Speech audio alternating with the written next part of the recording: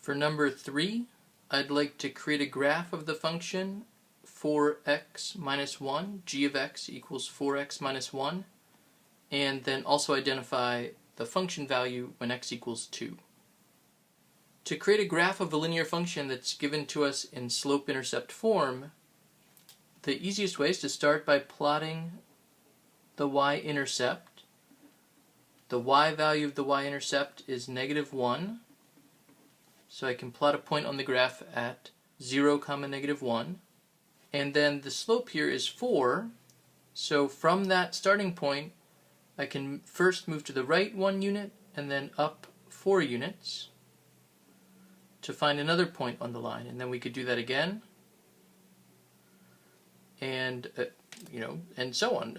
Moving to the left, if I move to the left from our starting point, from the y-intercept, I want to move then down 4 units to find points on that line. So connecting them, hopefully in a not too sloppy way, we get the graph of the line. If we had a slope, just to highlight something here, if we had a slope like 2/3, I would want to start from my y-intercept. So let's say I had a line y equals 2/3 x plus 5. I would want to start from the y-intercept, and then using the slope, since it's a fraction, I can use the bottom, the run, equals 3, and the rise equals 2. So I could count over 3 units and then up 2 to find another point on the line. So from there another 3 units and up 2, and so on, to find some additional points on the line. And then we can use that to sketch. So slope-intercept form is, one of the reasons why it's pretty nice is because we can take that information and pretty, directly use it to create a graph.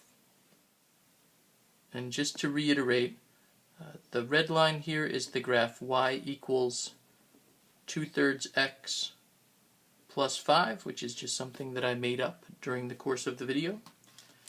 The problem that was stated was graphed in the blue line, which was g of x equals 4x minus 1. And with function notation, g of x represents a name for the function. We could replace it with y. It corresponds to y values. So the second part of the question is to find, from the given function, I want to find the value of g of 2. This means that 2 is an input to the function, and so I can plug 2 into the expression for the function, into that formula.